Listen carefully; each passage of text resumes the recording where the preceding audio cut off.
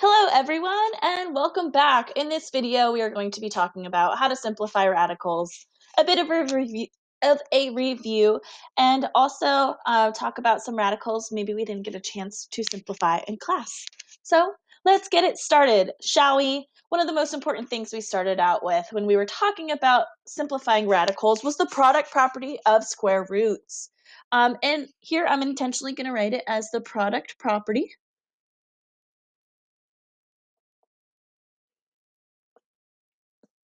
of, and I'm just going to call it radicals because that's really what it is. They started off with square roots because we're familiar with that. We have a pretty good understanding of what a square root is and how it operates. But it's actually true that this works for any radical, and we're going to talk about it. But basically, the product property of radicals says that we can either put together radicals or square roots, or we could break them apart should we choose to. So, for example, the square root of a times the square root of b is equal to the square root of a times b. This would be an example of us putting together two like radicals, a square root with a square root. Similarly, and oftentimes when simplifying, we will be taking apart a radical. So the square root of a times b can be split apart into the square root of a times the square root of b, or radical a times b can be split apart into rad a times rad b. So I'd classify this as breaking apart our radical.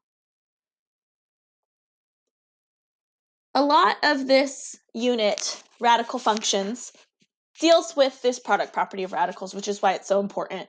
Oftentimes when simplifying, we break it apart and then later on put it back together. Sometimes we have to put something together in order to break it apart. It just kind of depends on the goal of the problem. But this product property applies to all radicals as long as they are the same.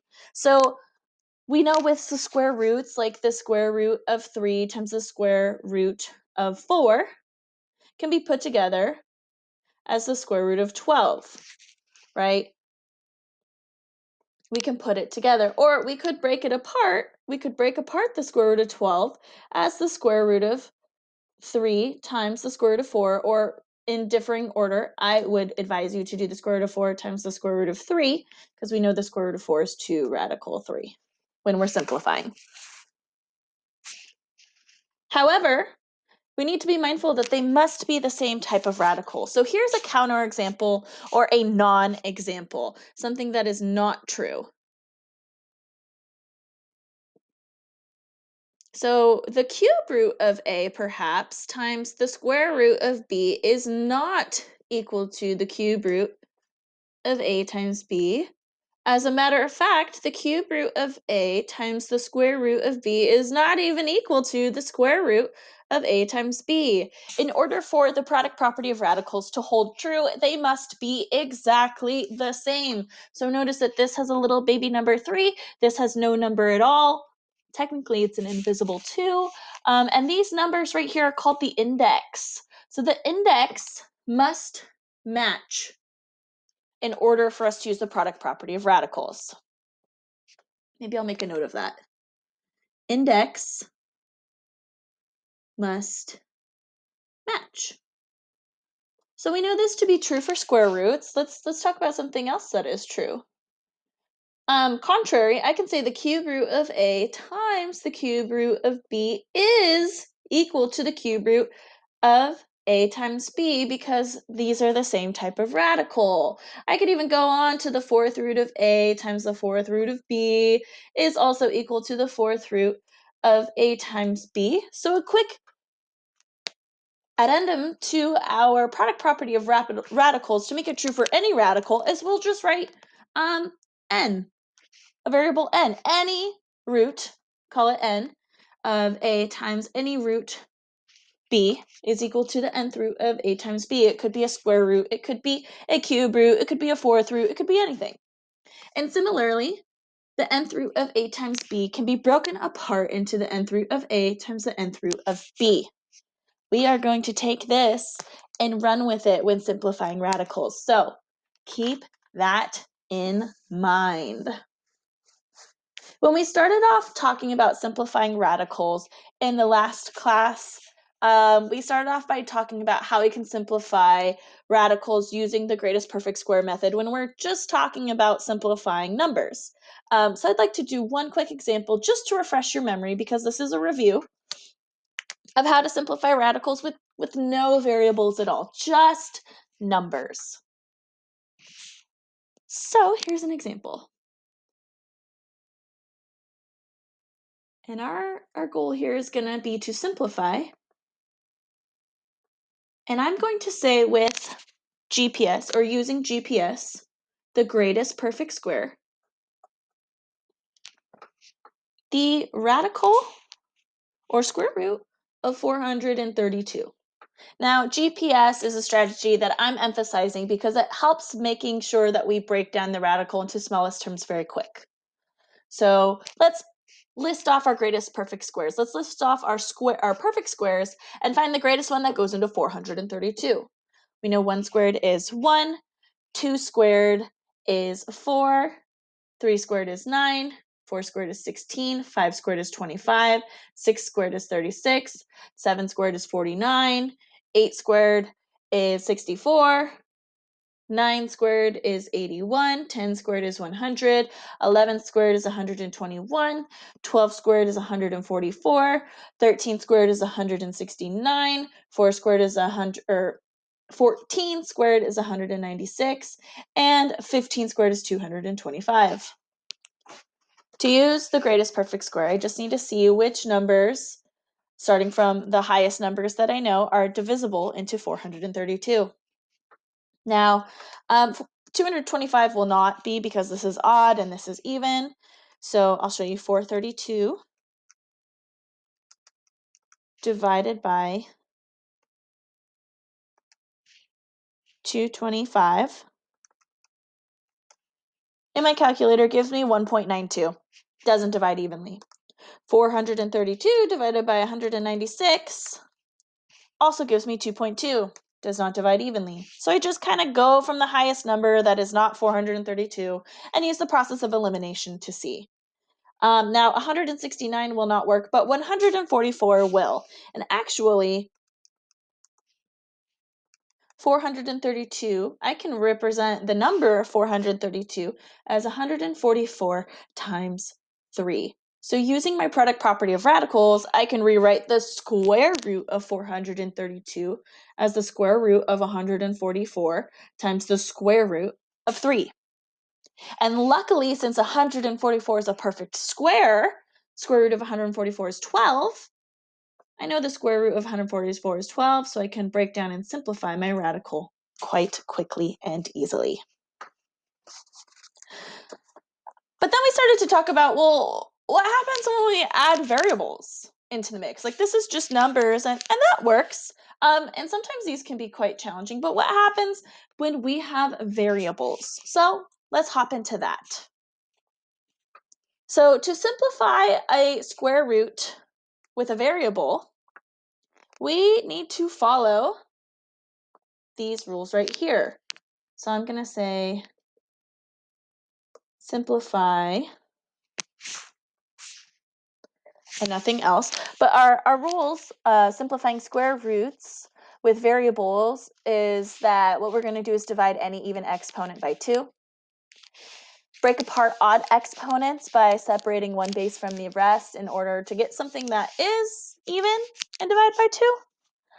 And something to keep in mind is if I start off with an even exponent and I end up with an odd exponent at the end of the day, it gets an absolute value when simplified, just because that would potentially be an area where I might get a negative square root, and we all know that negative square roots are imaginary solutions or complex solutions, or you would get an error in your calculator. So here's an example. What if I asked us to simplify the following?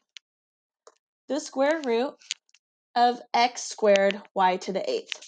Notice that there's no numbers here. These are just variables, variable x and variable y. Well, I can start off by simplifying this by using my product property of radicals, right? I can say that this is equal to the square root of x squared times the square root of y to the 8th. And then Notice that this is an even exponent and so is this one. 2 and 8 are both even numbers. I can divide any even exponent by 2. So what I want to do here is actually take x squared and divide it by 2. And I want to take y to the 8th and divide it by 2 as well, using my first bullet point there. Divide any even exponent by 2. Something else you'll want to take with a grain of salt is that when an even exponent is inside of a square root, it will automatically break free out of the radical. That's because this is really x times x, and a group of 2 breaks free. This is really y to the 4th times y to the 4th, and this will break out since it's a group of 2 under a radical, a square root. Your review of the laws of exponents will help you with that as well. So this ends up becoming x to the 1st times y to the 4th, because 2 divided by 2 is 1, 8 divided by 2 is 4. And that's how I would fully simplify this radical with variables. I'd like to take this moment to bring up some pro tips as well. As we're working through these problems, there is kind of a process that I'm sure you saw as I worked through this example, right? And here are my pro tips for you guys. Okay, my pro tips are to break apart the radical one step at a time, from left to right. So you'll notice for this example, I used the product property and went from left to right and broke it apart. Let me kind of scoot this up without erasing a bunch below, right? I split it apart from left to right. Then I'm able to use my rules to simplify. Whatever broke free of the radical, in this instance, both variables, stays free. They stay out and they get multiplied and grouped together. I actually could take away this one because it's kind of redundant. And what if anything happens to stay under a radical, it will continue to stay there and get grouped together under one single radical, kind of putting the radicals back together. Let's do another one. How about if I asked you to break down the square root, I'm going to do a combo on you, of 8x y to the 9th. If I asked you to simplify the square root of 8x y to the 9th, and I'm actually going to move this down a little bit just for purposes, space purposes. I don't want to run into that. So what if I asked you to simplify, still going to do that problem, the square root of 8x y to the 9th? Following my pro tips, let's start off by breaking apart the radical one step at a time. So I can rewrite this as the square root of 8 times the square root of x times the square root of y to the 9th. That would be my first step. Break it apart from left to right. Then I want to use my rules to simplify. So if I'm working from left to right, I notice that I have the square root of 8 first. And the square root of 8 is a number. So I want to go back to my GPS strategy. What is the greatest perfect square that goes into 8 that's divisible? Well, I have 1, 4, 9, 16, 25, 36, right? It's kind of covered up here, but they're still there. 1, 4, 9, 16, right?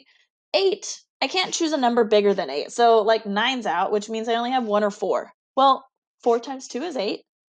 So let's use that one, right? So the square root of 8 can be written by the square root of 4 times the square root of 2. Square root of x is an odd exponent. I can't really break it apart any further.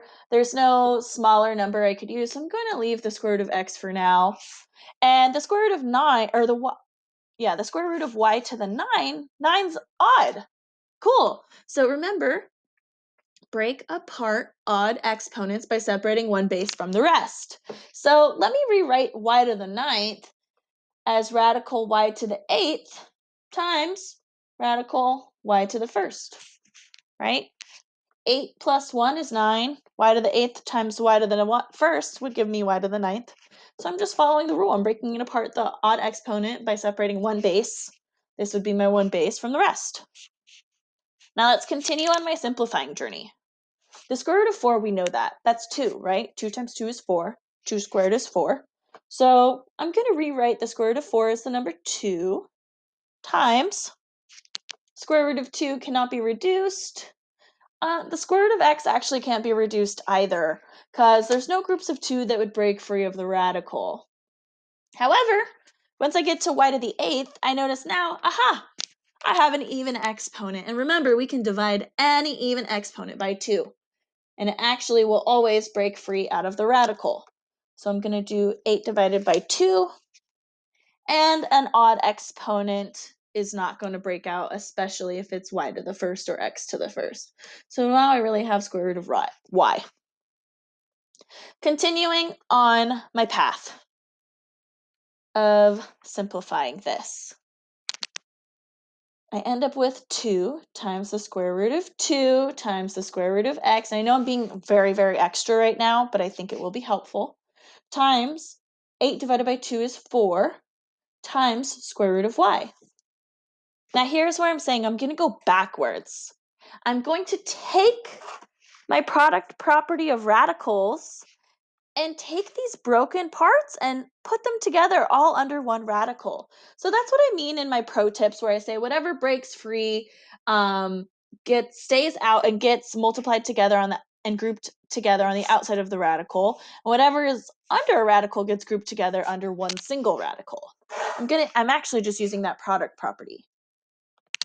So things that broke free, I'm going to I found 2 and I found y to the 4th, so I'm going to multiply them in the front, 2 y to the 4th, and everything else that's under a radical is going to stay under a radical just all together as one.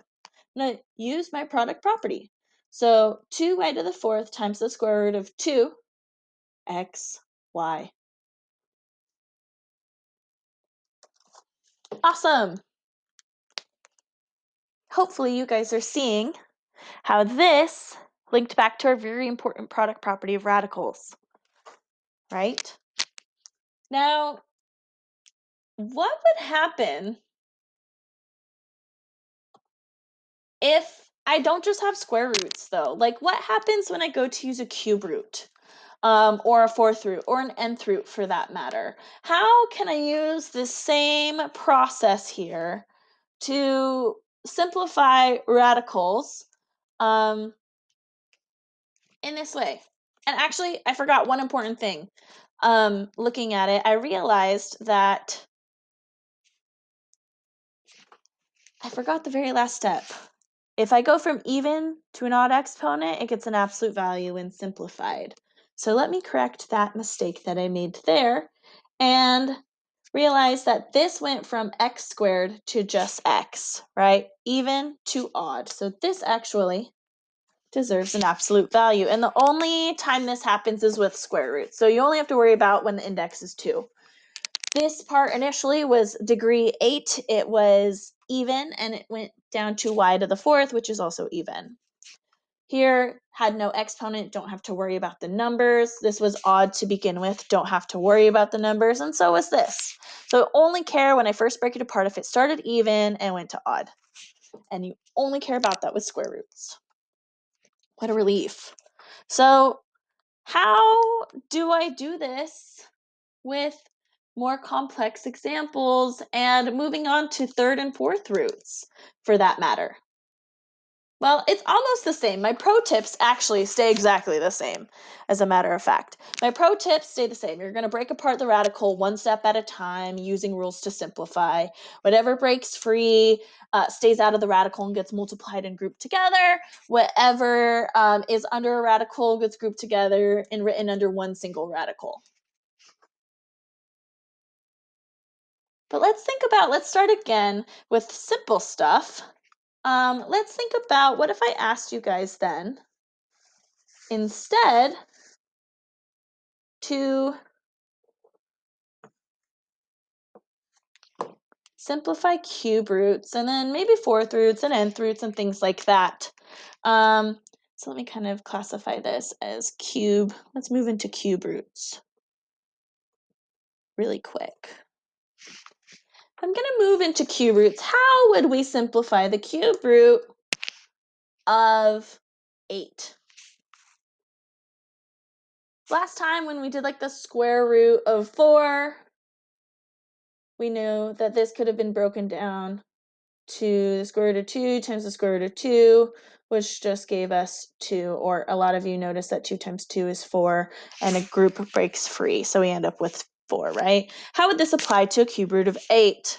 Well, we know that the cube root of 8, or 8 in general, can be broken down to like 4 times 2, and 4 can be broken down to 2 times 2 times 2. A group of 3 breaks free. So however many, it's like 3 of a kind has to match this number, breaks out of a cube root. 2 of a kind matches this hidden index of 2, breaks free, and moves out with this. So how can we generalize cube roots while kind of using the same strategy that we've discussed before, especially in simplifying numbers? Well, last time we used the greatest perfect square. So let's use the greatest perfect cube to help us break down roots, right? So 1 to the third power would be 1. 2 to the third power, or 2 times 2 times 2, is 8. 3 to the third power is 27. 4 to the third power is 64. And just to show you, I have a little list here that I'm using in my calculator, and it would be nice and convenient to know the first 10. So 1 to the third power is 1, 2 to the third power is 8, 3 to the third power is 27, then we have 4 to the third power 64, 5 times 5 times 5 is 125, 6 to the third power is 216, 7 to the third power is 343, 8 to the third power is 512. The next perfect cube is 9 to the third power is 729, and 10 to the third power is 1000. Okay, again, if I were using the greatest perfect cube, I could see like, oh, right, it's right here, 8. 8, that's 2 to the third power, so the cube root of 8 is 2 because of this property.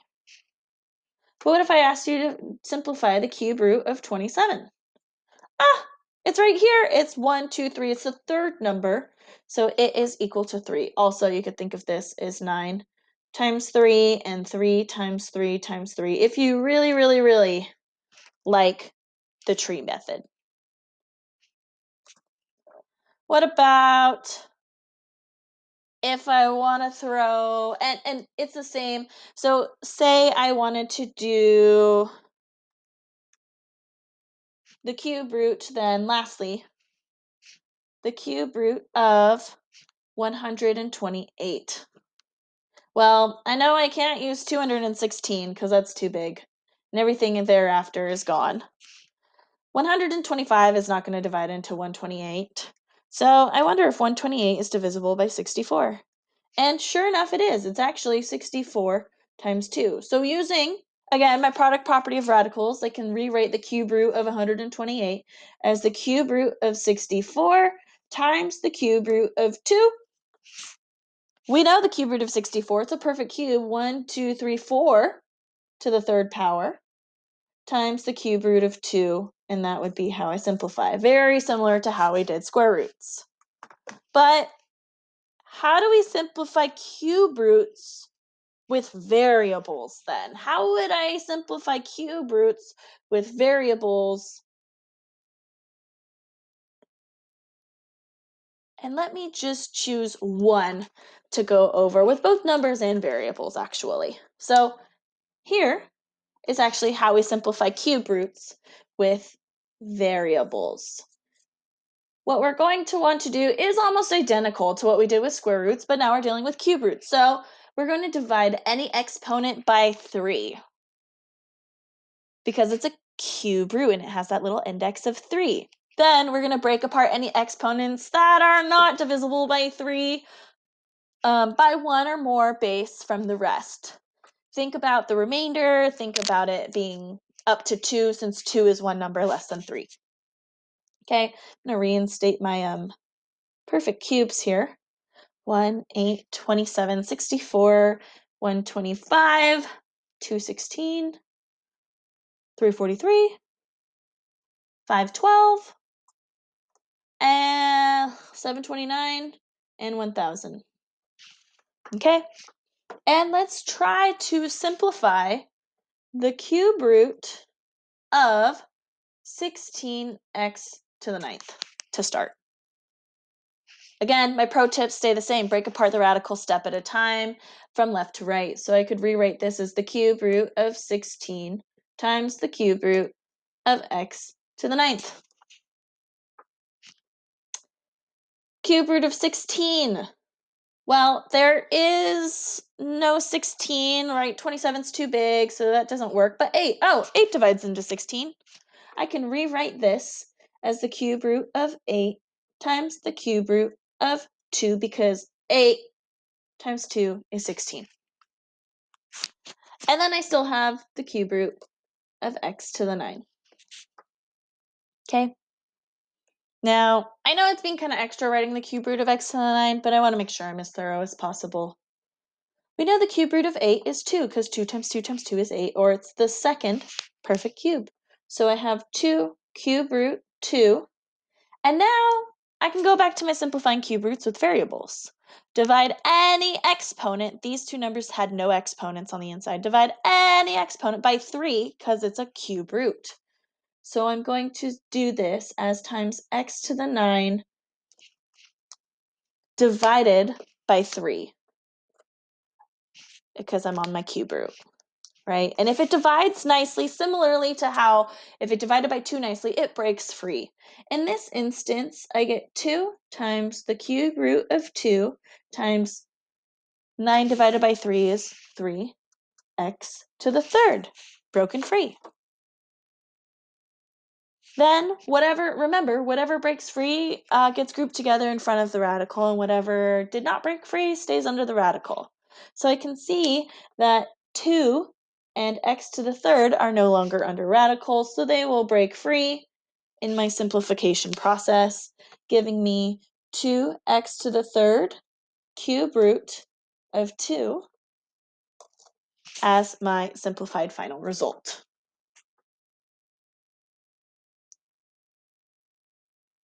Now, what about if I had an even exponent? Let me just change this problem slightly by adding on one more component.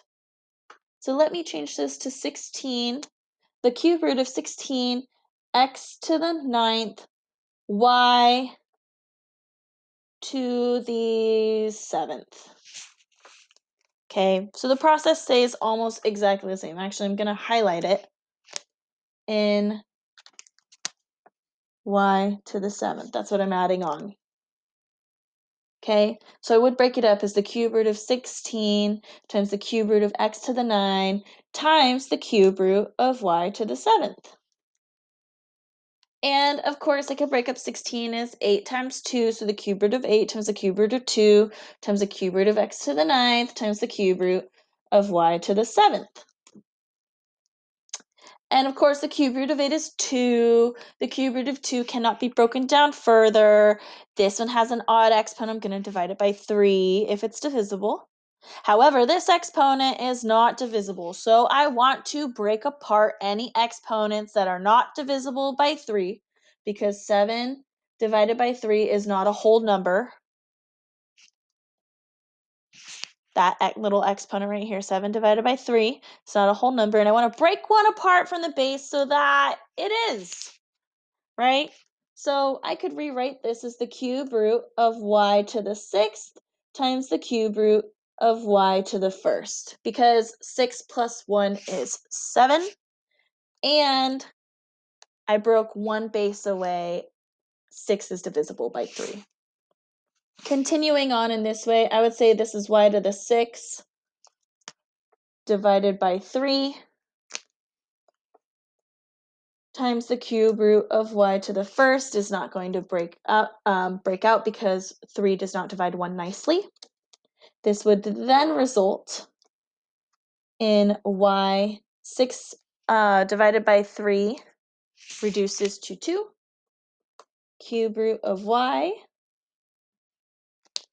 and to add to my things that break free, it would be this 2, this x to the third, and also this y squared. My final answer would then become 2x to the third y squared.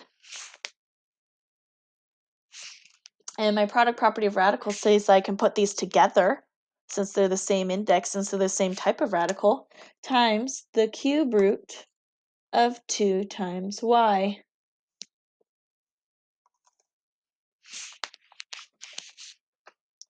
And a similar pattern follows for fourth roots or nth roots for that matter. We simplify in the same way. What's cool is we don't have to worry about absolute values, but we can break things apart to find numbers that are divisible by whatever the type of root we have. So in this instance, we were finding things that were divisible by 3 because it was a cube root. For our square roots, we were finding things that were divisible by 2 because it's a square root. If I wanted to do this with a fourth root, I would divide by 4 because it's a fourth root. And similarly, if I'm simplifying nth roots, or square roots with a little number n, whatever that n number happens to be, I'm just going to divide any exponent by n. So in this instance, n was 3.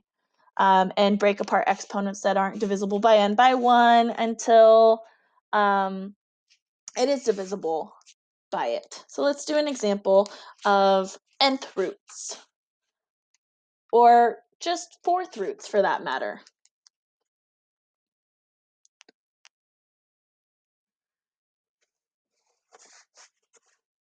I'm going to call this nth roots. So for example, I'm going to ask you to simplify. Let's just do a nice one really quick.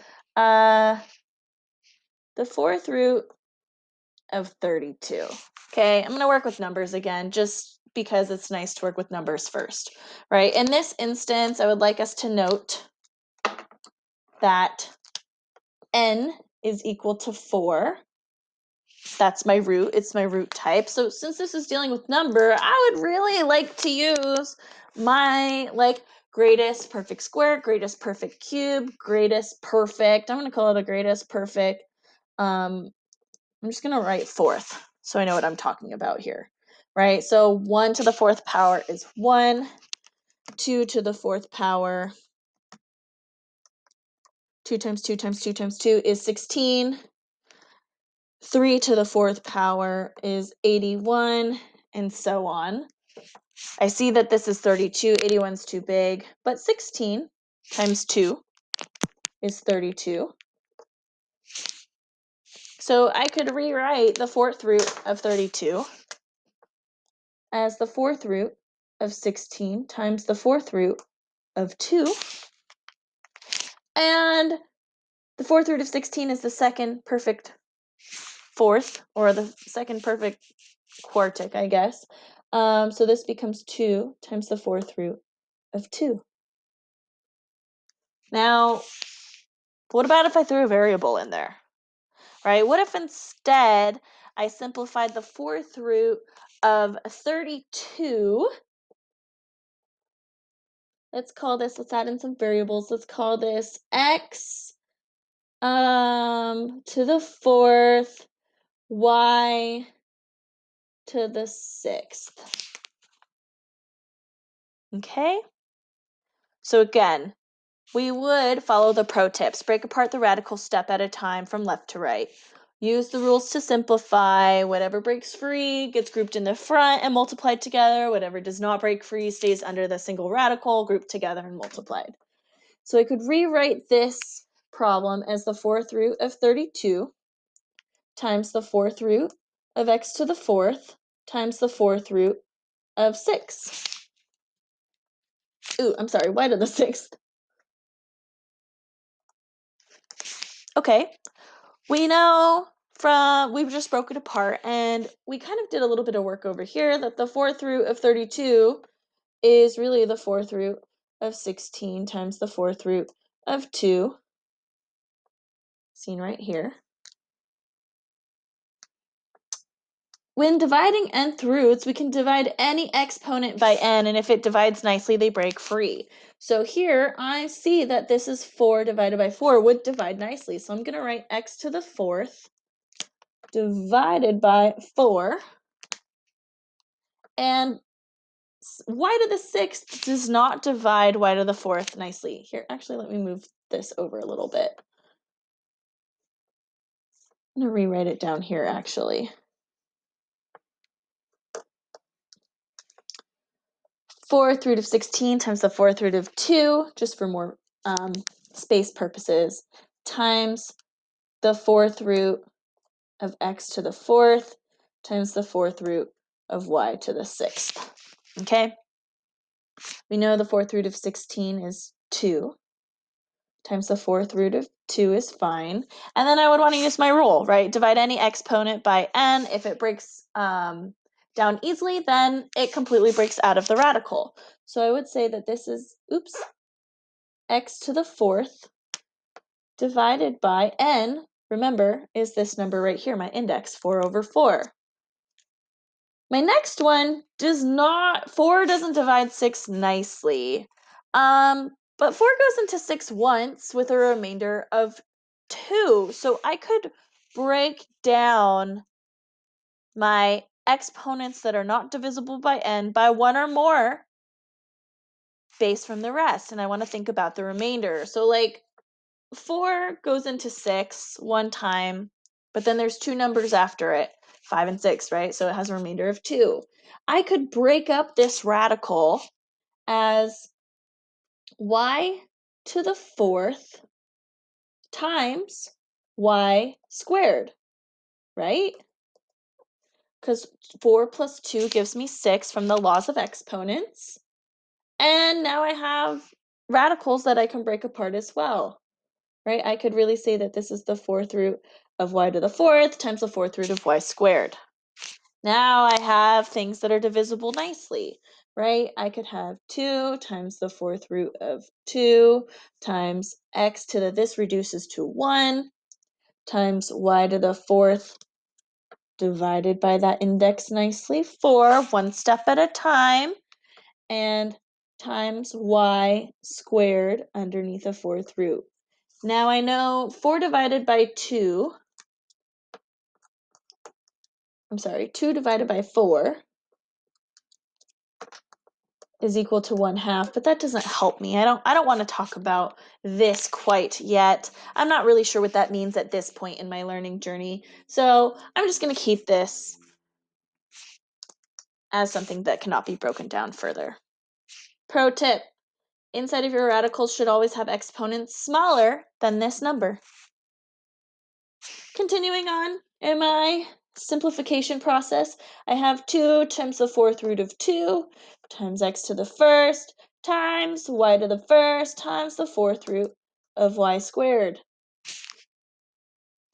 Using my product property of radicals, I know that the 4th root of 2 and the 4th root of y squared can be combined together. And I also know that things that broke free can be multiplied together on the outside.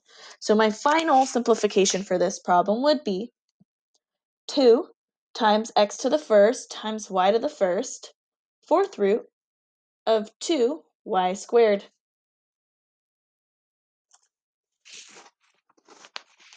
Let's do one final example of a 4th root, or an nth root for that matter, that helps us break down these radicals, these nth roots, because this is a really important skill that we're going to need throughout this unit. So let's see if we can simplify the following. Let's see if we can simplify the 4th root of, and this could be any root, I just choose 4th because we've been working with it, 96 x to the 8th y to the 15th. Okay, using our rules of thumb, I know, or my pro tips, I know that I can break apart a radical one step at a time from left to right. So this radical can really be written as the 4th root of 96 times the fourth root of x to the 8th times the fourth root of y to the 15. And I'd like to use my greatest perfect fourth, or degree 4 number. So 1, again, 1 to the 4th power. I know this, let me write this a little clearer. 1 to the 4th power is 1. 2 to the 4th power is 16. 3 to the 4th power is 81. 4 to the 4th power is 256, and so on and so forth. I'm trying to break down the fourth root of 96, so I know 81 isn't going to divide 96 nicely. 256 is too big. But 96 divided by 16 happens to be 16 times 6. So this can be the fourth root of 16 times the fourth root of 6. That's the fourth root of 96. And this exponent, 8, is divisible by 4 perfectly. So I'm going to have x to the 8 divided by 4. 15 does not divide 4 nicely, but I could split this up as the fourth root of 4, 8, 12, y to the 12 times y to the 3, right? Because 12 plus 3, 13, 14, 15. 4 is divisible into 12. 4 is not divisible into 3. Continuing on my simplifying process, fourth root of 16 is a perfect fourth. So this would be 2 times the fourth root of 6 times 8 divided by 4 gives me an exponent of 2 times y to the 12 divided by 4 times the fourth root of y to the third. Continuing again, I know I'm being a bit redundant, but this becomes 2 times the fourth root of 6 times x squared. 4 goes into 12 3 times, so I have y to the third times the fourth root of y to the third. Using my pro tips, I know that numbers that break free can stay free on the outside of the radical, so that's 2x squared and y to the third. So I have 2x squared y to the third, or 2 times x squared times y to the third, times my fourth root of 6 and y to the third. This is using the put together product property, 6y to the third. I know this video was kind of long here, but I hope that this started to make sense with more experience, with more problems that we're working down. I hope you happened to start noticing some patterns with simplifying different types of roots, such as square roots, cube roots, fourth roots. The process seems to be the same. I hope you're recognizing how to use the product property of radicals, and hope you were able to pause, rewatch if you needed to. I wrote down some notes. So really quickly, the last thing I want to leave you guys with when we're talking about simplifying is that square roots break free if they're perfect squares. So I'm going to make this little note right here, actually, off to the side. Okay, so something I want to leave you guys with is square roots break free when we have perfect squares, right? So kind of thinking about recognizing a pattern, square roots, we end up dividing the exponents by 2 because it's square. A cube root, to simplify it with variables, we end up dividing our exponents by 3 because they are cube, right? With our fourth roots, again, we end up dividing our exponents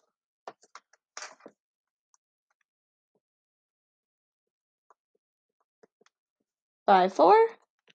So that's why for our nth roots, we ended up dividing our exponents by n and being mindful of the remainders when breaking them down. All right. I will see you guys in class, and I hope you had a wonderful day. Bye.